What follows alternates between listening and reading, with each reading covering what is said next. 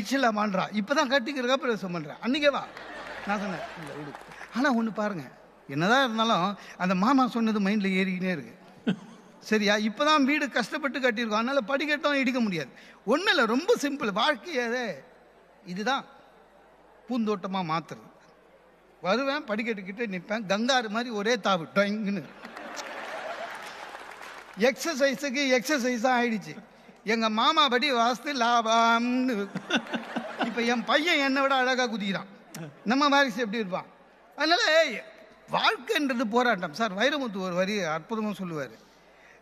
சில நாழிகை வாழும் சிற்றீசல்கள் கூட வெளிச்சம் தேடும். அது வெளிச்சத்தை தேடுது. ஆனானப்பட்ட மக்கள் வெளிச்சத்தை தேட வேண்டும்.